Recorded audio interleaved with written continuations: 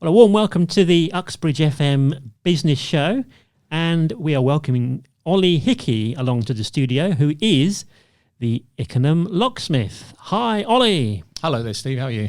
I'm all right, thank you. Good stuff. Now, just popped in and I've shown you the studio, and we've got like 5 minutes or so, I guess, to chat about security.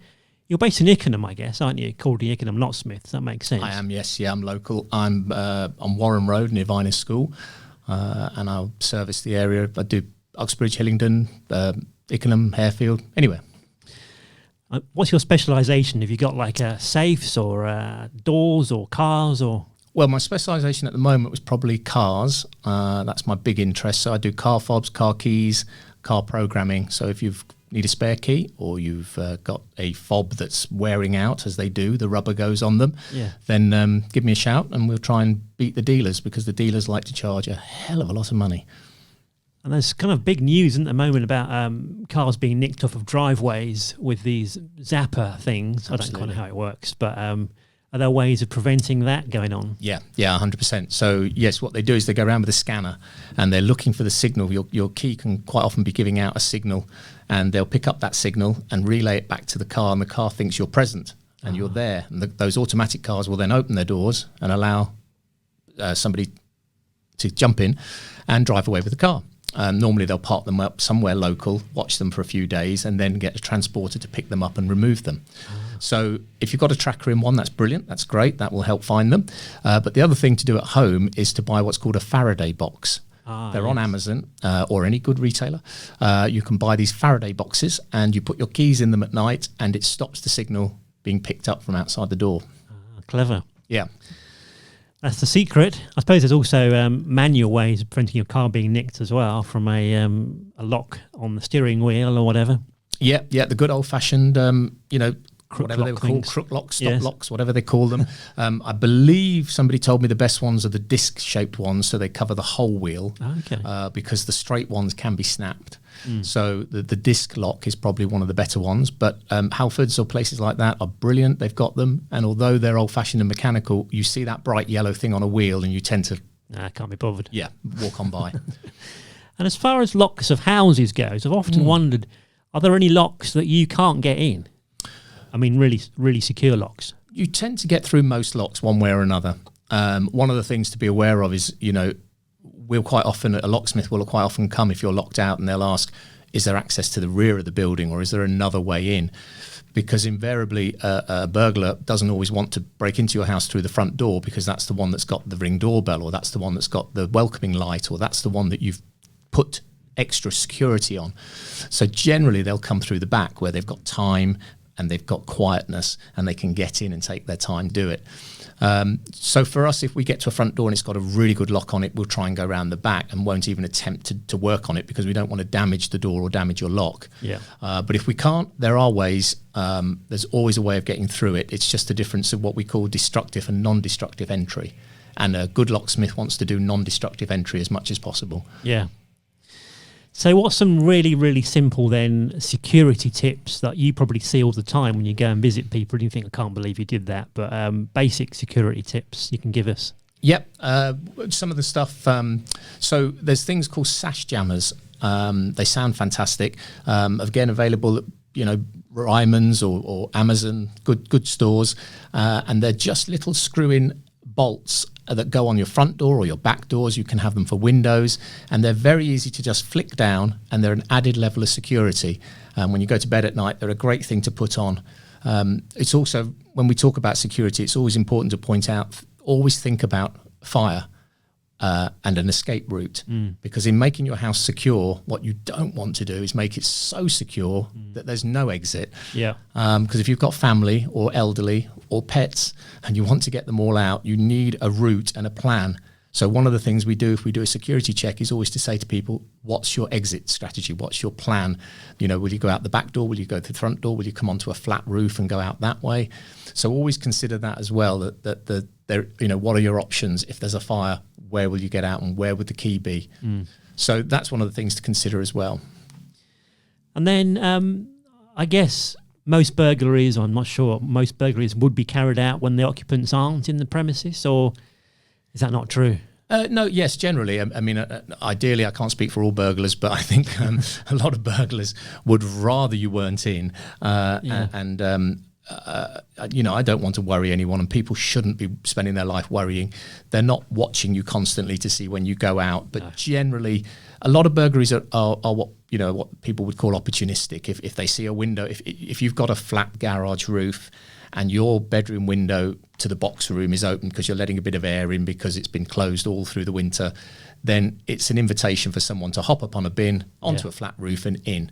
So always be aware of that. You can buy restrictors that keep the windows from opening too far, but just generally don't have those windows left open or unattended. There's been a lot of cases of that where there's opportunistic burglaries. There's been one or two horrible cases where people have been at home, but I have a strong feeling that's probably a mistake, that they've broken in and people just happen to have been there, and there are burglaries with menacing aspects to them that are not nice, but thankfully I do believe they're few and far between in our sort of borough. So I wouldn't lose too much sleep.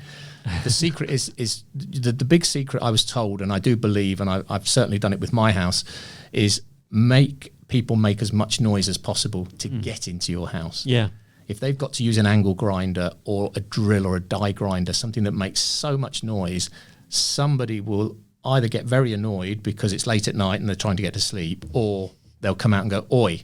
Yeah. And a good oi sometimes can be enough to send them packing. And do you do security checks on people's houses? You get around and have a look? Absolutely. Yeah, absolutely. We do those free of charge. We have no problem doing that at all. That's the least we can do. You go around to somebody's house and just have a quick, it takes 5 minutes, 10 minutes just to wander around. And if there's anything glaringly obvious, one of the things that's probably good and that all people could check in their own time today, tomorrow, whenever they want to do it, is on front doors you have what's called a Euro lock on UPVC doors, most UPVC doors, and they can be the wrong size. And if they're the wrong size, they're too big. And if they're too big, it means that the bit that you put your key into is sticking out from the door too far. Essentially, you could imagine hanging your coat on that little bit. There's a gap. And if it's that big, the possibility is that can be snapped. Ah. And if that's snapped, it takes a burglar less than 30 seconds to then open that door.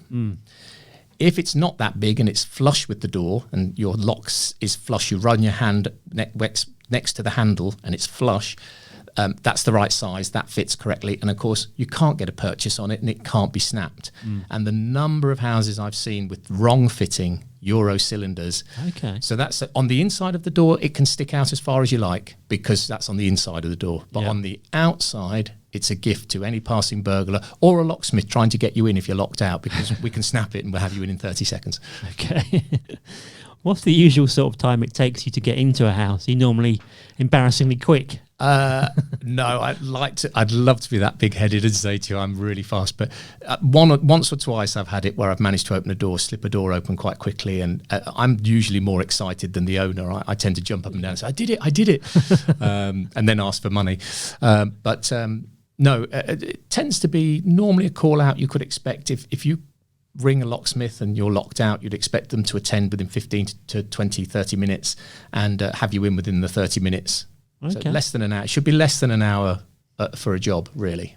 And are you using like the film old school lockpicks, there's little pins, or are you kind of... Yeah, I've got quite a few sets of them actually. And you then, it's quite sad because locksmiths talk to each other about which ones are their favourites. They have all these little shapes and all these little ones they like. And then there are fancier ones that are battery operated, so you can hear this where the lockpicks are electric pick guns. Again, slightly quicker. It's anything that gets you in fast, really. If you've got a family locked out and with an unhappy face, all you want to do is open the door and be a little mini hero for 30 seconds, or even for a day that you feel good about yourself. Think, I got them in. So let's look at the website, the IckenhamLocksmith.co.uk, and there's your number on there. So pop it in your mobile for when you get locked out, I guess. Yes, please. Anything else you wanted to add? Top tips or anything? No, I think that's it, really.